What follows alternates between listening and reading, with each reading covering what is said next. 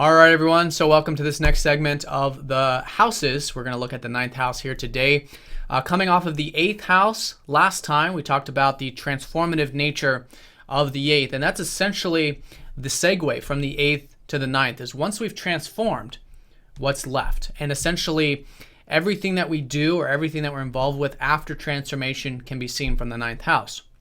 So if you can imagine, like the example of the butterfly, the caterpillar in the cocoon stage is the eighth house. And then once the caterpillar turns into a butterfly, it's the ninth house. So ninth house is everything about expanding our horizons. Okay, so any area of life associated with what comes after transformation, once we've expanded, we've had that spiritual freedom, we have that open view about life, and we know it's possible in life, that's all seen from the ninth. So you can see things like travel. In the ninth, you can see philosophy, spirituality, how you see it, and also perhaps those things in your life, like spiritual things in your life or philosophical things. You can see university studies, wisdom, right? How the individual shares wisdom, but also receives wisdom as well, because it is a two-way process. And pretty much anything else that is about overseas matters, long distance things from abroad, which again could be spirituality, because it is messages, higher messages, if you will. So anything that is about gaining wisdom in life and expanding our horizons, opening up to what's possible, can be seen from the ninth. So you can see this in different areas. You can see this, first of all, because it's in the top right quadrant. Okay, and the right side has to do with interpersonal relationships. So it's very much about learning and sharing and giving. It's on the understanding axes of the chart, which is the third and the ninth house.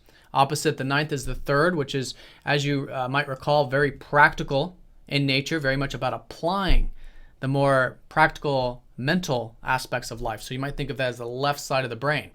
Now the ninth house is the right side of the brain, right? The non-practical. What's possible? What's the theories? What's the philosophies? What's the abstract ideas? Because you really can't have one without the other. You got to have a theory before you can have any type of scientific or rational understanding of something or practical understanding. So it's about balancing these two areas.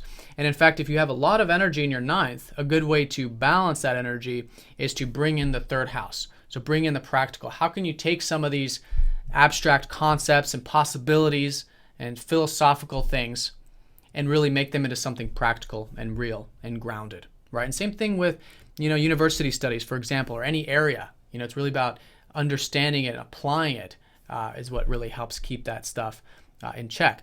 So you can see that from the axes. You can see that from the top right. Again, top right is interpersonal, but it's also your external values, your extrinsic values, which is the top of the chart.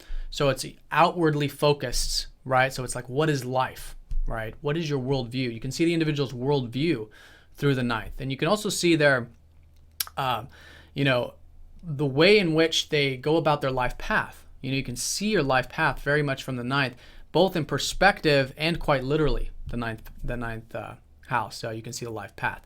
So a lot of different areas basically associated with that expansive view.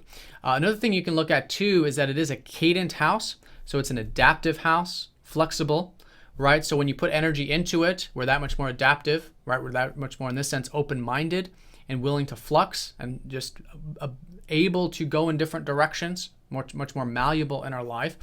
And it's also a firehouse, as you might imagine. It's about the, in fact, it's the last firehouse. So it's the highest octave of fire, which is about once we've come into awareness of self, which is Aries, or the first house, I should say. Then once we've expressed ourselves, which is the fifth house, now we're here to share, we're here to give. And these are all very passionate things in life.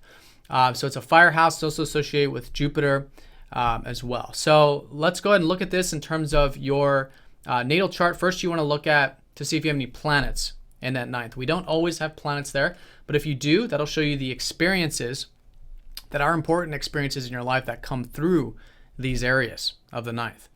Then you want to look at sign placements. What are some of the sign cusps, or the one sign cusp, but also how much do the signs take up of that ninth, right? So the ninth house cusp is the beginning of the house. What sign is that?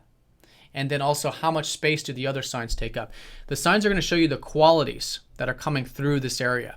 So for example, if your ninth house cusp is Scorpio, the way in which you expand or the way in which you learn That wisdom is perhaps in a very intense and very deep and real way, which is that Scorpio energy. So you can see, you can read the qualities of it. So once you've done that, you got a pretty good idea. But to get more specific, you want to look at the ruler of that ninth. So in this example, it would be Mars, because Mars rules Scorpio. There's a PDF down below for more information on rulers. But here in this example, you want to look and see where Mars is placed both in house and sign position. All right, that'll give you a multifaceted picture, as well as the significator of the ninth, which for everybody is Jupiter, because Jupiter is associated with that ninth. So see where Jupiter's placed, both in house and sign, and that'll give you a good picture as well. All right, so that's the ninth house in a nutshell. I'll see you guys all next time for the 10th house. Take care.